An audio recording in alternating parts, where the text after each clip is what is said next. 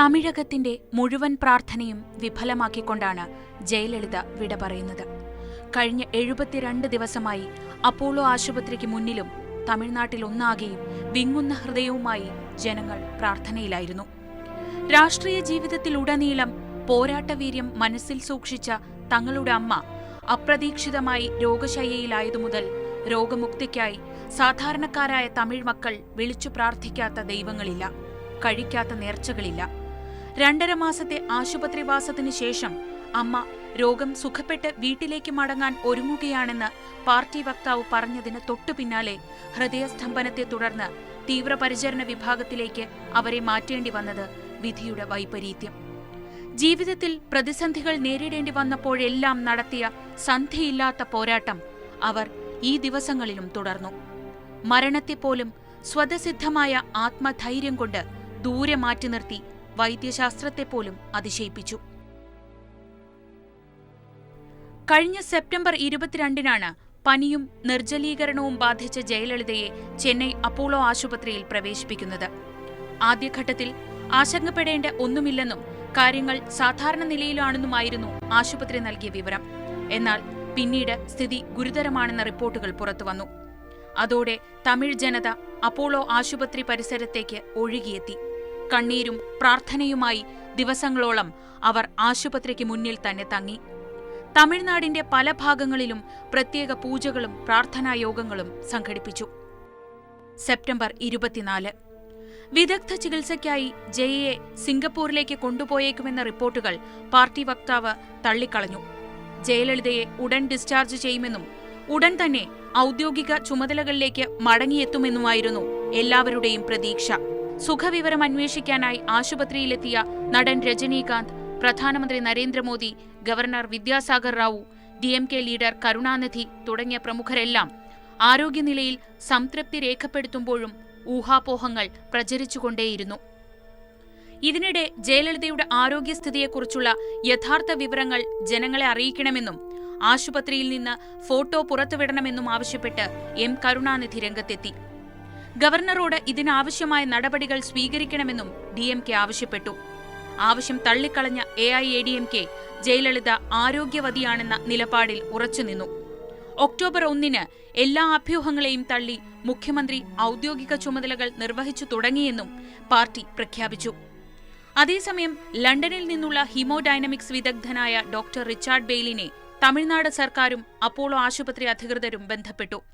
October 4 ജയലളിതയുടെ ആരോഗ്യനില മെച്ചപ്പെട്ടു വരികയാണെന്ന് അപ്പോളോ ആശുപത്രി വാർത്താക്കുറിപ്പിലൂടെ അറിയിച്ചു.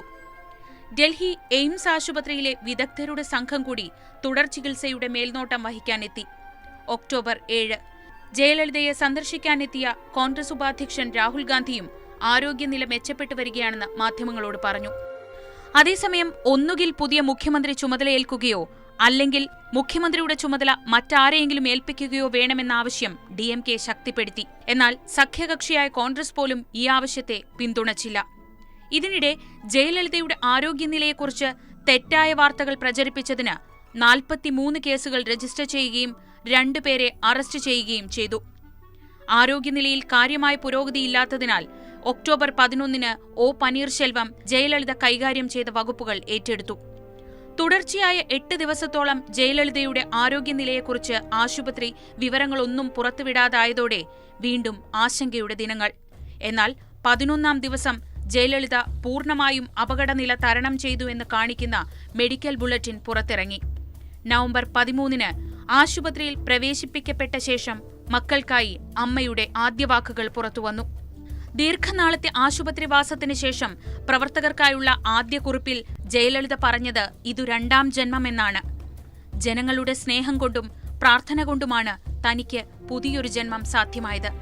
ഇത്രയധികം സ്നേഹിക്കുന്ന ജനങ്ങളെ കാണാൻ ഒരു ബുദ്ധിമുട്ടുമില്ലെന്നും ദൈവാനുഗ്രഹത്താൽ എത്രയും പെട്ടെന്ന് അസുഖം ഭേദമായി ഉത്തരവാദിത്തങ്ങളിലേക്ക് മടങ്ങിയെത്താൻ കാത്തിരിക്കുന്നുവെന്നും പറയുന്നതായിരുന്നു കുറിപ്പ്.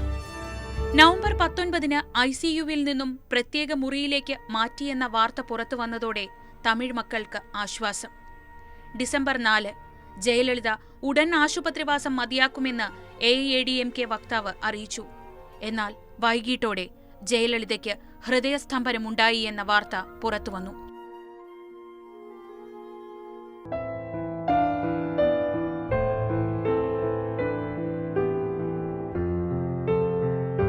73 ദിവസം നീണ്ട ചികിത്സ ഫലം കണ്ടു തുടങ്ങിയെന്ന് തോന്നിയപ്പോഴാണ് ഞായറാഴ്ച രാത്രി ജയലളിതയ്ക്ക് ഹൃദയസ്തംഭനമുണ്ടാകുന്നത്.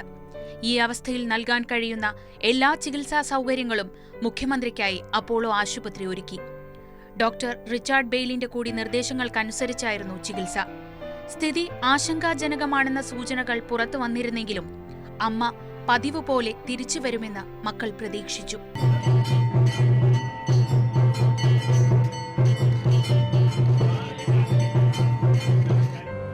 ഒരു സിനിമാ കഥ പോലുള്ള ജീവിതത്തിലെ നാടകീയത മരണത്തിലും തമിഴകത്തിന്റെ അമ്മയ്ക്ക് കൂട്ടായുണ്ടായി. നാടു മുഴുവൻ കണ്ണീരും പ്രാർത്ഥനയുമായി കഴിച്ചുകൂട്ടുന്നതിനിടയിലും തിങ്കളാഴ്ച വൈകുന്നേരത്തോടെ സോഷ്യൽ മീഡിയകളിൽ ജയലളിത മരിച്ചെന്ന അഭ്യൂഹം പരന്നു. എന്നാൽ 5:42 ചെന്നൈ അപ്പോളോ ആശുപത്രിയുടെ ട്വിറ്റർ പേജിൽ ജയലളിതയ്ക്ക് ചികിത്സ തുടരുന്നു എന്ന ട്വീറ്റ് വന്നു. പിന്നാലെ ആശുപത്രി പരിസരത്ത് ജയലളിത മരിച്ചതായി വാർത്ത പരന്നു. 5:45 തന്തി, പുതിയ തലമുറ, സൺ ന്യൂസ്, കലൈഞ്ചർ എന്നീ ചാനലുകൾ ഈ വാർത്ത സ്ഥിരീകരിച്ചു നൽകുകയും ചെയ്തു. ഇതോടെയാണ് ആശുപത്രി പരിസരത്ത് സംഘർഷം തുടങ്ങിയത്. ആശുപത്രി മുറ്റത്ത് തടിച്ചുകൂടിയ AIADMK പ്രവർത്തകർ പോലീസിന് നേരെ കല്ലെറിഞ്ഞു, പോലീസിന് നേരെ കുപ്പിയെറിഞ്ഞു. ആശുപത്രിക്ക് നേരെ കല്ലേറുമുണ്ടായി. നേരിയ തോതിൽ ലാത്തിചാർജും നടന്നു. ഇതേസമയം ചെന്നൈയിലെ പാർട്ടി ആസ്ഥാനത്തുള്ള കൊടി പാതി താഴ്ത്തിക്കെട്ടി. ഇവിടെയും സംഘർഷം അരങ്ങേറി. തമിഴ്നാടിന്റെ പല ഭാഗങ്ങളിലും ബന്ദിന്റെ പ്രതീതിയിലേക്ക് നീങ്ങിത്തുടങ്ങി. ഇതോടെ ആദ്യം ട്വിറ്ററിലും പിന്നീട് വാർത്താക്കുറിപ്പായും അപ്പോളോ മരണവാർത്ത നിഷേധിച്ചു. ചികിത്സ തുടരുകയാണെന്ന് വ്യക്തമാക്കുന്ന വാർത്താക്കുറിപ്പ് വന്നതോടെ വാർത്താ ചാനലുകൾ വാർത്ത പിൻവലിച്ചു. ഇതോടെ സംഘർഷാവസ്ഥയ്ക്കും അയവ് വന്നു.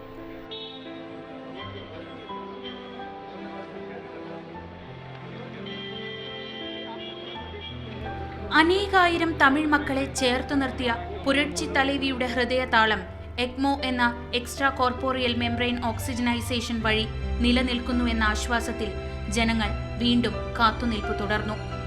അമ്മ തിരികെ വരുമെന്ന പ്രതീക്ഷയിൽ ആശുപത്രിക്ക് മുന്നിൽ കരഞ്ഞു കലങ്ങിയ കണ്ണുകളോടെ സ്ത്രീകളടക്കമുള്ള AIADMK പ്രവർത്തകർ. പ്രായഭേദമില്ലാത്ത വലിപ്പച്ചെറുപ്പമില്ലാത്ത പ്രാർത്ഥനകൾക്ക് രാത്രി 11:30 വരെ മാത്രമേ ആയുസ്സുണ്ടായുള്ളൂ. ലക്ഷക്കണക്കിന് തമിഴ് മക്കളുടെ വിശപ്പിനും ദാഹത്തിനും സ്വപ്നങ്ങൾക്കും മറ്റെന്തിനേക്കാളും വില നൽകിയ ആ ഹൃദയം നിലച്ചു. പ്രിയപ്പെട്ടവരുടെ നെഞ്ചു തകർത്തുകൊണ്ട് തമിഴിന്റെ തലൈവി മരിച്ചതായുള്ള വാർത്താക്കുറിപ്പ് 12 മണിയോടെ അപ്പോളോ ആശുപത്രി പുറത്തുവിട്ടു. അമ്മ ഇനിയില്ലെന്ന സത്യം അംഗീകരിക്കുന്ന നിമിഷങ്ങൾ.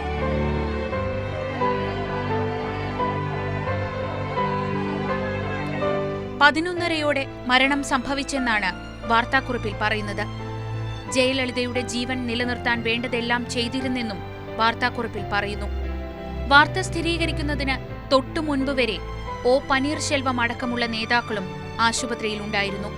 ജയലളിത മരിച്ചതായി വൈകുന്നേരം വാർത്ത വന്നതോടെ ആശുപത്രിക്ക് നേരെയും ആക്രമണമുണ്ടായ സാഹചര്യത്തിൽ ആശുപത്രിക്കും മുഖ്യമന്ത്രിയുടെ വസതിക്കും തമിഴ്നാട്ടിലെ പ്രധാന പ്രദേശങ്ങളിലുമെല്ലാം കനത്ത സുരക്ഷ ഏർപ്പാടാക്കിയ ശേഷമാണ് മരണവാർത്ത സ്ഥിരീകരിച്ചത്.